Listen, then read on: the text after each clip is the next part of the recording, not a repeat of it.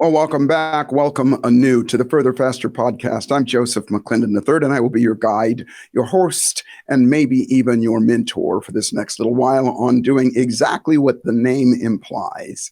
And that is to assist you in going further faster, in becoming wealthy. And around here, wealthy means to be healthy, happy, and financially abundant. And today, I'm going to share with you something that it was brought to my attention many, many years ago by one of my mentors, and that is the whole concept of beliefs.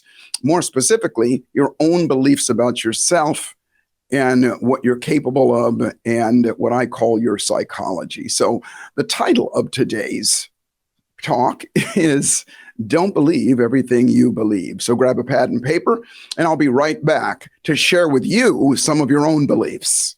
I'll see you in just a few minutes.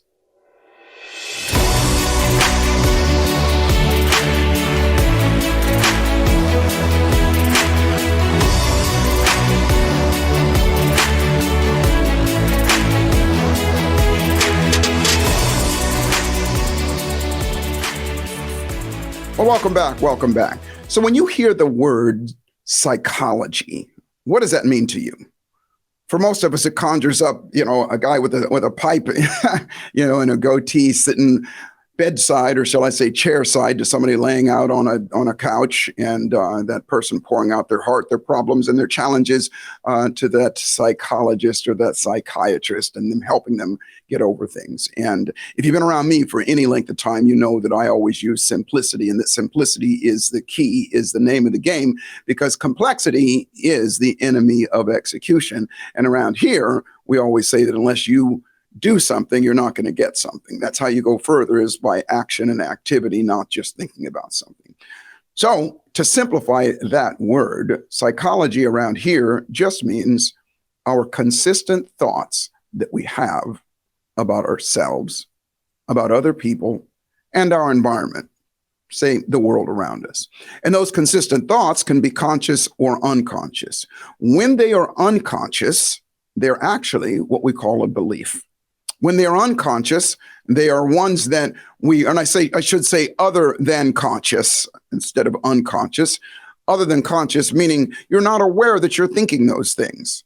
And this human brain, this 9 pounds or 6 pounds of let's just say fatty material inside your head there, is constantly making associations, making neuro associations, connection from the past to the present, to the future, all of those things going on. It's running this magnificent body that we have nonstop, billions of cells doing all kinds of different things. And it's all comes down to this command center, this 6 inches of real estate between our ears.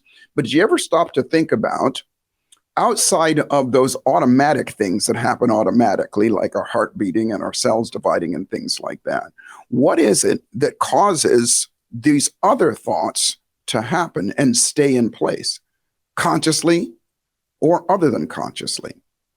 And the answer to that question is, it is that with exception of a very, very few things, everything that we think, we have learned. We have been taught and we have learned.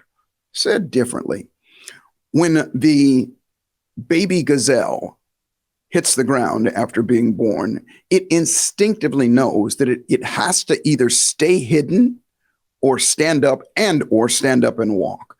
Birds fly south for the winter. Animals do all kinds of things because they have instinct in them. You don't have to tell them things. They have those things inside them. And so many things that, for example, a bird or a lizard gets born and it never, ever gets to see or meet its parents. It's on its own from the time a turtle comes out. It's on its own from the very time it's born. That is the way with a lot of things in nature. Human beings, not so much. As a matter of fact, out of all of the animals in the animal kingdom on the planet here, human beings are the one that remains the most dependent on somebody else for its emotional and physical needs. Said differently, if it doesn't have somebody there to take care of it, to feed it, to love it, then it will die, period. Longer than any other animal. I think it's only second to the elephant. I think the elephant is like 3 or 4 years or something like that. But a baby elephant can feed itself. It can tear shrubs out of the ground and eat. Human beings, not so much. Reason I share all of that stuff with you is human beings come into this existence with only a very few instincts. And we call those needs and fears. It has the need, it only has two needs and one fear. The two needs are, one is the need, obviously, for self-preservation, to avoid pain, because pain could result in death. And self-preservation is the name of the game. Every animal has that. So a baby will do things, it'll push your hand out of the way, or it'll cry out when it's hurt or whatever. The second need that it has is the need to grow and learn. And we witness that because babies are constantly grabbing things, putting them in their mouths and doing things, experimenting things, even though they don't know, because we assume that instinctively somewhere inside that baby knows that at some point it is going to have to be self-sufficient. So it has to find ways of learning about the world around us. The only fear that the human being has, and I'm saying as a baby, is the fear of being left alone for all the reasons that I said before. Because the baby knows that if it's left alone, it will die. And that fear turns into what we call the fear of rejection, which turns out to be the number one fear of human beings. So why am I telling you all of this? Because underneath all of that stuff, underneath all of that, all of the needs, all of the fears, and especially the fear, that baby has to have an opinion of itself, a belief of itself. Said differently, a belief of its worth on this planet. Now, obviously, babies don't sit down and figure out, or even have a language in saying that. It is an instinct. It is a feeling that they have inside. But let it be no mistake that that baby is feeling in some part that I am worth it. I am worth it to be loved. I'm worth it to be paid attention to. I am worth it to be fed. I'm worth it to be all. And those are that baby's beliefs at its simplest form. And if you strip everything away and we look at all the things that I said before, maybe that's the only belief that this child really has in the very beginning.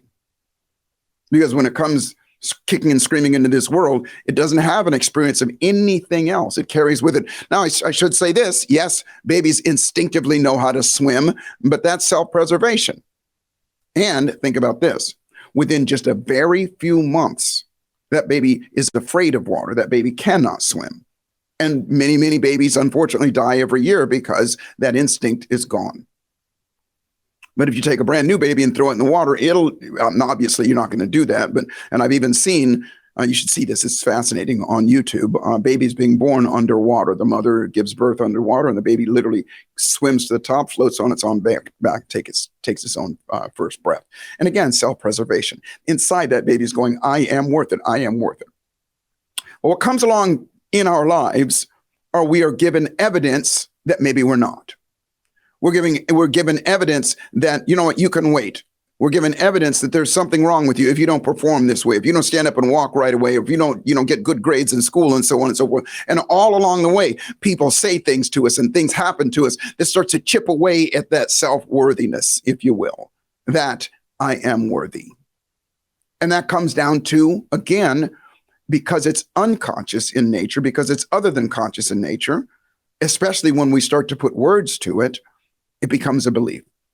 Now, my dear friend, business partner, Tony Robbins, for years and years, we've been saying that that a belief is nothing more than a feeling of certainty about something. And what is a feeling? It's just an emotion. You are sure of this thing. It's an unquestioned belief, if you will, an unquestioned statement, if you will. And what happens is, as human beings, the way we learn things, if you will. And by the way, if you think about it, you believe that you can drive a car, ride a bicycle, spell your own name, or any of the things that you do automatically without you having to think about it, meaning that it's unconscious in nature. It has happened because of one of two things, one of two ways we learn these things. We learn it through extreme emotional intensity during that time of learning and or repetition. I say and or because you can learn something can be repeated over and over and you don't get it, but then something gets repeated one time and there's either a lot of pain or a lot of pleasure attached to that time and we remember it forever. It becomes a belief. For example, when you're a baby, you walk over because you got those baby genes inside of you, yeah? And you got that need to grow and learn, and you put your hand on the hot stove. It burns you. That's immense, intense pain in that moment.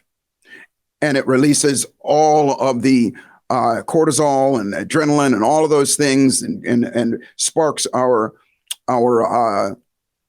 brain to go into what we call the fight or flight mode. And what happens is our brain goes, okay, that's a lot of intention or a lot of emotion in that moment, a lot of pain. What goes on in that moment, our sympathetic nervous system goes, don't do that again. So we learn a lifelong lesson in that moment because there was a lot of a pain. You didn't have to do it 10, 15 times. One time did it because there was intense emotion.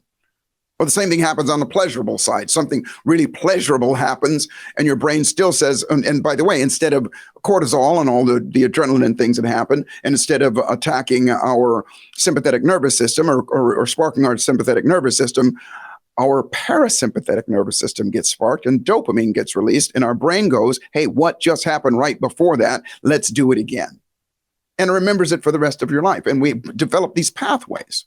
Well, along the way, if somebody, let's just say in third grade, you got up to give read your book report in front of the classroom, and you stumbled over some words, and everybody laughed at you and they called you stumbly or whatever. And then that was intense pain. And guess what happens? Now you've attached that to this fear of rejection because you got rejected, which is the number one fear of human beings. And then guess what? For the rest of your life, you got fear of speaking in front of other people. Stage fright, they call it.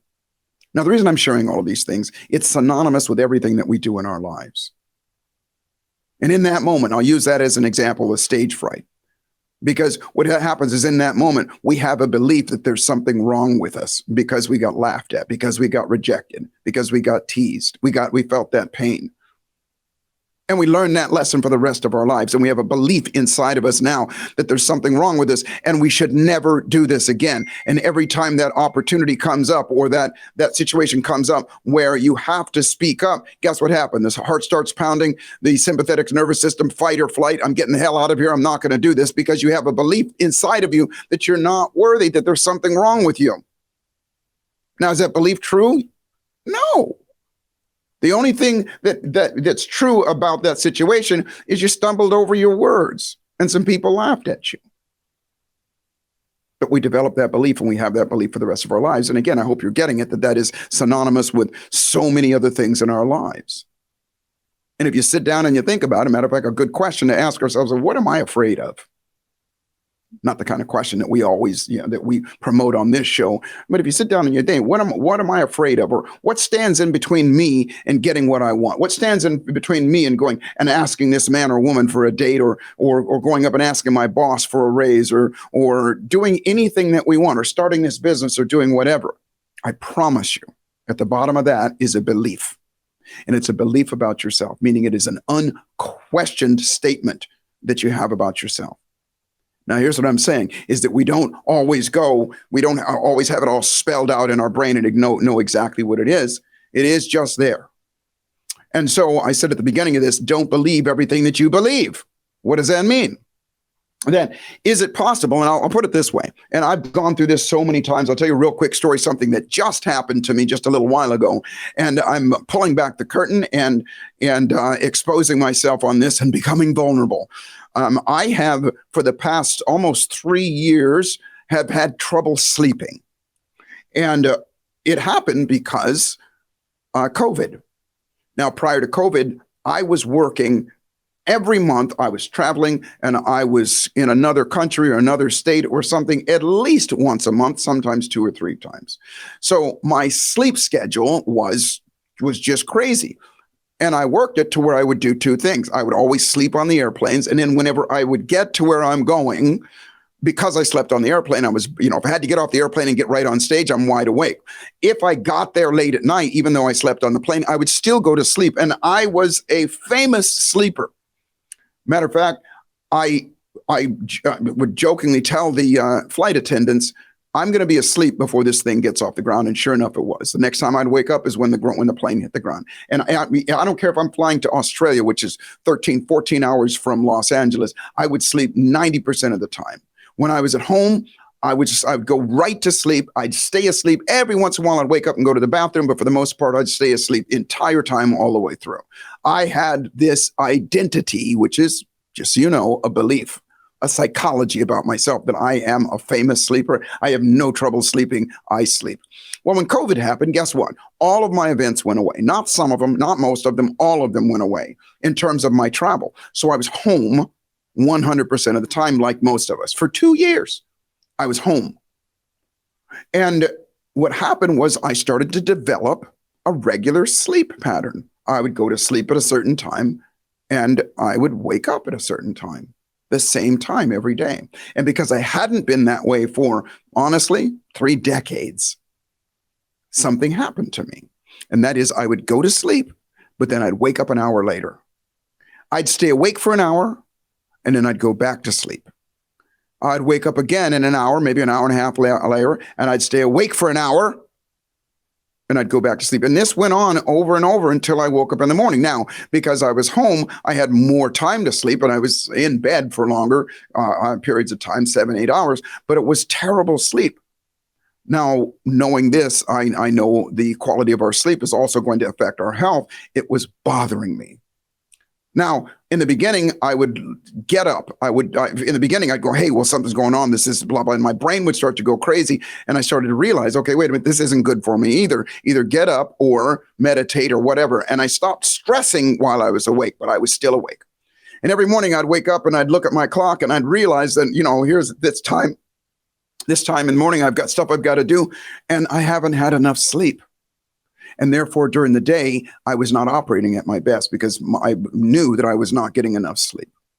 Well, recently, I acquired a machine. And you heard, matter of fact, we did a podcast on it. If you can, matter of fact, it was just the last podcast that we did with Jim and Jim from the Biocharger organization. And it is this machine. I'm not going to go into the details. Go back and listen to the podcast. And it is this machine that actually replicates the sun, and it puts out different forms of electromagnetic energy, energizing your body and all these things. And it has all these different programs for different areas. Well, I told the physician, because you get a consultation with somebody when you get this thing. And I said, well, yeah, I'm having trouble sleeping. And she said, okay, we'll use this program. And I used the program. I did it for about 2 weeks. And 2 weeks later, we had the consultation again. And she says, well, how are you doing? And I go, well, you know what? I did notice that I'm starting to sleep a little bit better, but I'm still waking up. And she says, okay, I want you to get this ring. And the ring is called an Aura ring. And by the way, this is not some advertisement for either one of these machines. I get nothing from either one of them. However, I do recommend them. Now, an Aura ring, what it does, and it's spelled A-U-R-A, it measures and tracks your sleep. Now, when she said get one, I thought, okay, well, why? I know that I go to sleep and I wake up, I stay awake for an hour, go to sleep with 1 hour. And she goes, just get it. And I said, okay. And I get it. Now, the first night I used it, I go to sleep. And again, you'll go back because I actually told a little bit of this story on when I showed when I did the podcast last time with the thing. And so it showed my sleep. And sure enough, well, first off, it shows that my sleep was about 63% effective, which is terrible. Terrible.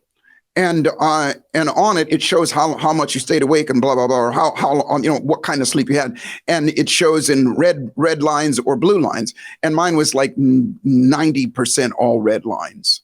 But it did show that I was waking up. But one of the greatest things about it was I looked at it and it showed how long I stayed awake.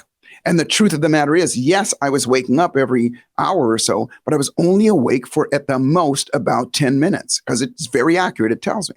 And all of a sudden my brain changed and I went, well, wait a minute. I hear all this time, I'm thinking I'm awake for an hour and I'm only I'm only awake for 10 minutes. The very next night, my sleep went up to 92%, 92 or 93%. And it was all blue. Said differently, the reason I share all of that was because my belief was that I was awake all of this time. My belief was that I was not getting enough sleep. My belief was that I was doing this when the truth of the matter is my belief was not serving me. So I was tired during the day. I was going through all of these things for only because of a belief that I was having about me. My words about me. And the only thing that changed the next night was when I did wake up, I just remembered that, wait a minute, I was wrong. I was only awake for 10 minutes. This is going to be okay. And not only did I, because it showed the same thing, I did wake up. And by the way, the machine has been working like crazy. Now I'm not waking up hardly at all. But what happened was, even though I was waking up, I was going right back to sleep. And I was getting deeper and more quality sleep.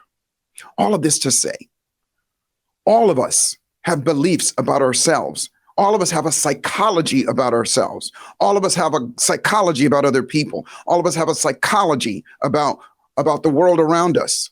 And it is worth questioning whether it's true or not. It is worth questioning whether this is serving you and your dreams, your goals, and your outcomes or not. And when we come back from the break, I'm going to share with you a really simple tool that you can do to go back and not so much question them, but go back and create new beliefs that are going to serve you. Because most of us, and it's a very, very simple tool, most of us, we never even consider that. Most of us never even think that. And most of us have a conversation that, again, it's other than conscious about ourselves, that is not so healthy at all. As a matter of fact, it will denigrate our health, as I said with what I was about my sleep. It denigrates our ability to do something. It denigrates everything in our lives. And it is absolutely worth it to go back, and I say go back, to take a look at what is causing us to be this way. So I will be right back, and I'm going to talk to you about how and what to do about those beliefs that are not serving you. I'll be right back.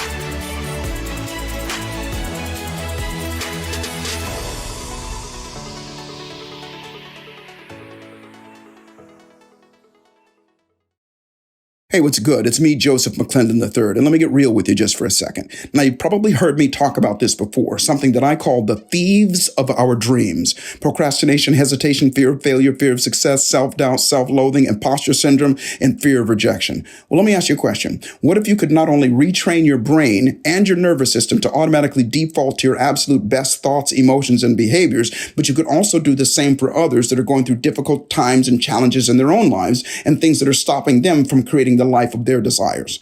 Well, this is what I call neuroencoding. And at the risk of sounding arrogant, these are the same tools, methods, and strategies in neuroscience that I've used to operate in the upper 5% of all of my own businesses, especially as a coach, a speaker, and a presenter for the last 30 plus years. The Neuroencoding Institute provides you with the knowledge, the tools, and unmatched support to become a certified neuroencoding specialist and guide you to the life of wealthiness. And remember, wealthy means to be healthy, happy, and financially abundant. Go to neuroencoding.com to speak to an enrollment specialist today, and I look forward to serving you at the highest level.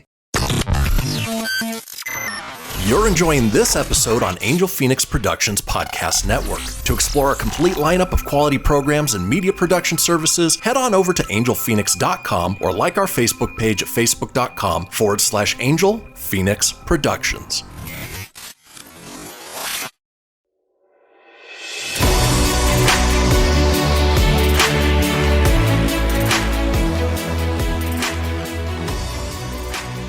Well, welcome back. I am right back at you. And before the break, we talked about I'm just going to say the quality of our beliefs.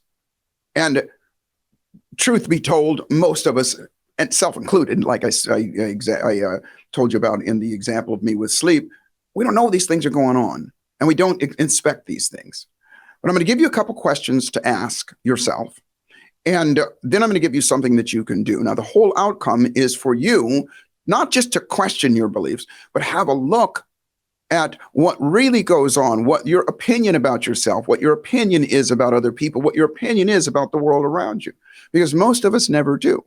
And then once we find those things out, then we can do something about it.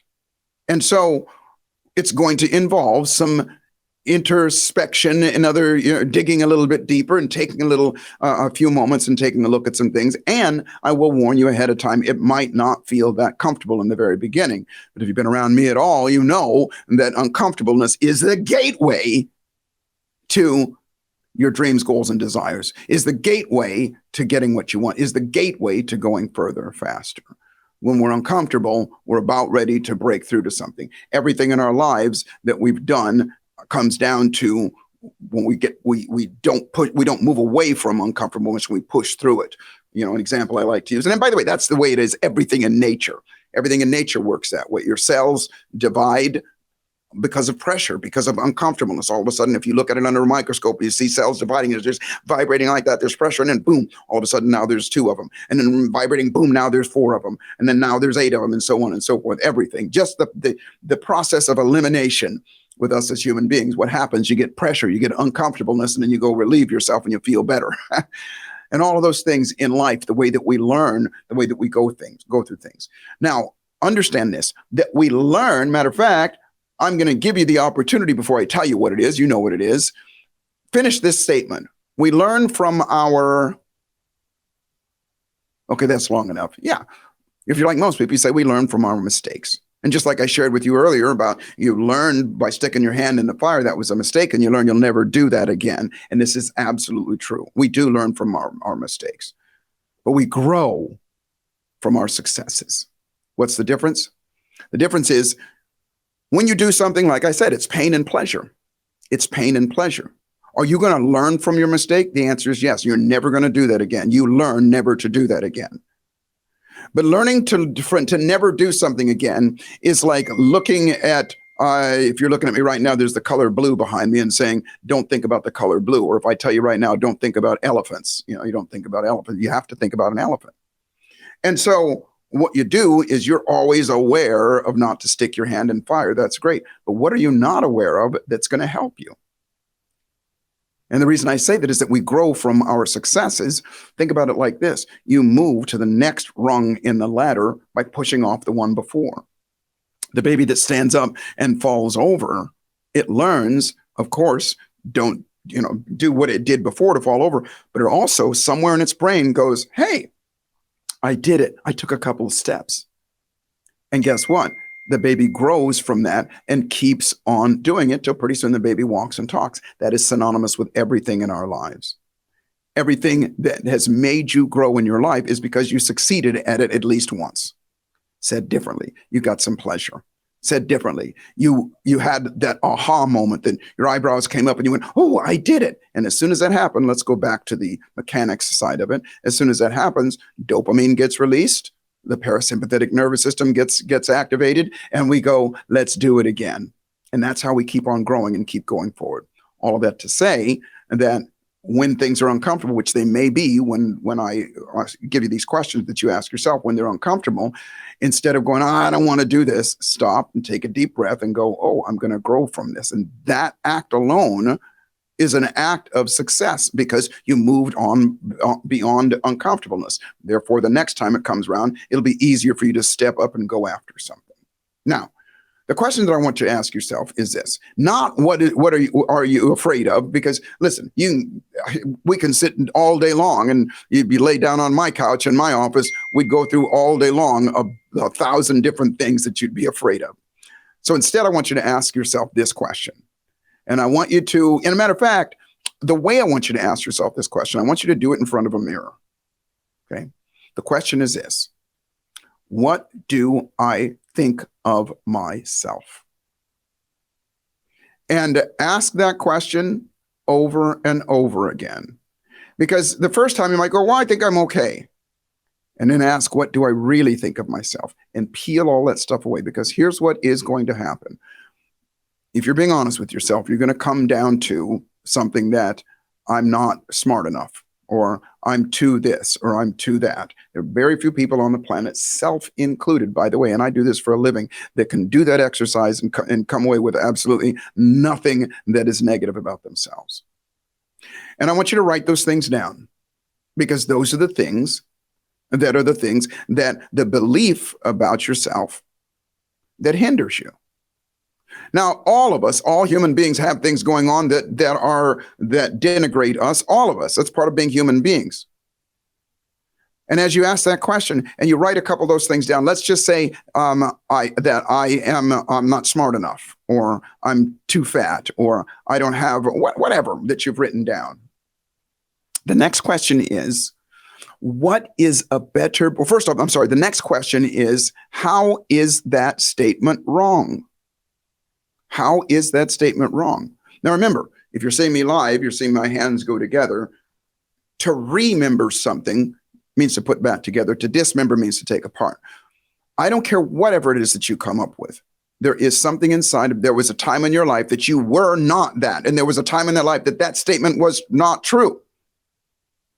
And so what happens is, as you start to search for those things, as you ask that question, how is that statement not true? Or when has that statement not been true? Your brain has to start searching. And the searching process is the growing process, is the learning process. And what happens is your brain starts to go, aha. And I hearken it back, or I go back to what I said about when I had that aha moment myself. The Joseph McClendon III, who always tells people, beware of your thoughts, and that your thoughts control your emotions, and your emotions control your habits, and your habits control what you're going to do. I, even at this late stage in my life and in my career, still was falling prey to something that I was believing. Anything that you say after I is a belief that you have about yourself. And so when your brain starts to search and find what times that wasn't true, then guess what happens? Let's go back through the mechanics. Your eyebrows go up, you go, aha. And when you do, you reward yourself, and your brain starts to go, what's not true like that? So you're questioning that belief. Now, some of you are going to go, yeah, but the more you start to look for it, then what's going to happen is your brain is going to start making those. And remember, we move towards pleasure and away from pain. And as you start to do those, the next question that you ask is, what is a better belief to have? What is a better belief for me to have about me? And you might say something that, you know what? The journey starts here today. Or you might say something like, you know what? I've learned before, I can learn again. I'm just starting. I am good enough. Whatever goes on, that conversation, the repetition of that conversation, guess what happens? Starts to develop a new belief. And you write that down. And then the next step is so unbelievably simple, it is ridiculous. And that is, get up in the morning, look yourself in the eyes, and you've heard me say this before, say your name and say, I love you. And then just read that statement that you wrote. I am good enough. I'm amazing. I'm this, I'm that. And what happens is all of the mechanics start to work. You telling you that you are amazing. You telling you that you are good enough. You telling you that, yeah, maybe I've made some mistakes, but it's from this point forward. You telling you that, you start to, wait for it, believe it. And once you start to believe it, it becomes other than conscious, and it becomes who you are. This simple, unbelievably simple exercise is a way of embedding a belief inside of you. And notice I didn't say, let's go back and find all the terrible things about you and all these terrible beliefs. I'm just saying, let's just find 1, 2, or 3, and it'll have a global effect on you, meaning it'll start to affect all areas of your life. Repetition is the mother of all skill.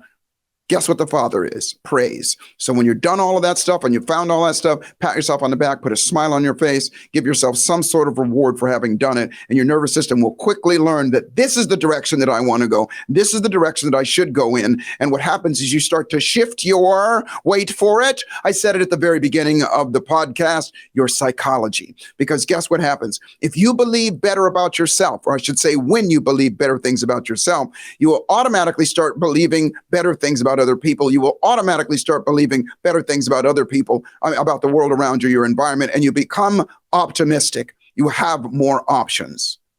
Try this exercise. Try this exercise and do it, and let me know how it works for you, because I've been doing this and teaching this for many, many years, and you would be astonished at the changes that happen with people. It starts to be other than conscious. You start to have these better beliefs. You start to feel better. You start to move better. You start to do things better. And always remember this, that life is always exactly what you dare to make it. And fortune favors the bold. And the trick to life is to always bold up, and step up and dare to make your life magnificent. This is Further Faster. I'm Joseph McClendon III, and I will see you at the top.